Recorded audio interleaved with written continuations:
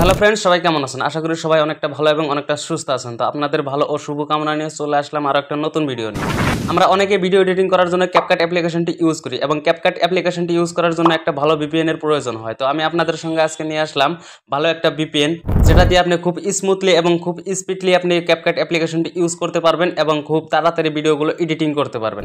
তো চলুন আমি বেশি দেরি না করে সরাসরি ভিডিওটি শুরু করে দিই। ভিডিওটি শুরু করার আগে ছোট্ট একটা রিকোয়েস্ট, আপনি যদি এখন পর্যন্ত আমার আর্য টেকনিক্যাল ইউটিউব চ্যানেলটি সাবস্ক্রাইব করেন নাই তাহলে এখনই চ্যানেলটি সাবস্ক্রাইব করে নেবেন এবং এই ধরনের ওয়ার্কেবল ভিডিও পাওয়ার জন্য অবশ্যই বেল আইকনটা অন করে রাখবেন। তো বেস্ট ভিপিএন ডাউনলোড করার জন্য সবার প্রথমে আপনি আপনার প্লে স্টোর অ্যাপ্লিকেশনটি ওপেন করে নেবেন। প্লে স্টোর অ্যাপ্লিকেশনটি ওপেন করে নেওয়ার পর প্লে স্টোরের সার্চ বক্সে আপনি সিকিউর ভিপিএন লিখে সার্চ করে দেবেন।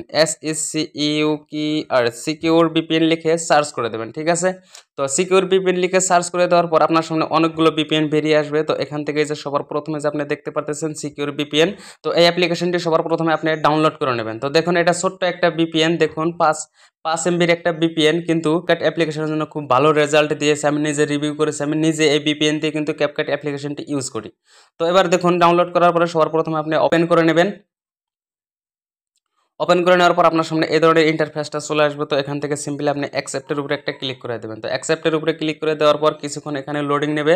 অন্যান্য ভিপিএনের চাইতে এটা কিন্তু খুব স্পিড কাম করে এবং খুব স্মুথলি কাম করে। তো প্রথমে আপনার সামনে কিন্তু একটু লোডিং দেবে। তো লোডিং নেওয়ার পর আপনার সামনে এই ইন্টারফেসটা বেরিয়ে আসবে। এবার আপনি সিম্পলি যে এখান থেকে ক্লোজ অপশনের উপরে একটা ক্লিক করে দেবেন।